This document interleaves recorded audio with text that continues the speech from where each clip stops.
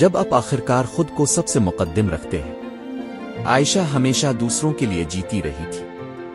بڑی بیٹی ہونے کے ناتے اس نے اپنے خوابوں کو قربان کر دیا، اپنی صحت کو نظر انداز کیا اور ہمیشہ خاموش رہی جب لوگوں نے اس کی قدر نہ کی۔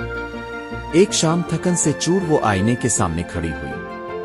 جو چہرہ اس کے سامنے تھا وہ ایک اجنبی لگ رہا تھا، بوجھل آنکھیں، کھوئی ہوئی مسکراہٹ۔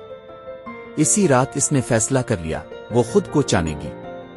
اس نے دوبارہ لکھنا شروع کیا، اپنی ذہنی اور جسمانی صحت کو ترجیح دی اور ان لوگوں کی توجہ پانے کی کوشش چھوڑ دی جو اس کی قدر نہیں کرتے تھے۔ لوگ حیران ہوئے، کچھ نے تو اسے خود غرض بھی کہا، مگر برسوں بعد عائشہ کو پہلی بار زندگی کا احساس ہوا۔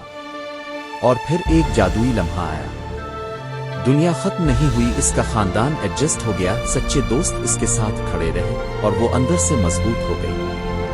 اسے احساس ہوا کہ خود کو چننا خود غرضی نہیں بلکہ زندگی کے لیے ضروری ہے۔ Thank you for watching this video. If you enjoyed it, please hit the like button and the bell notification icon.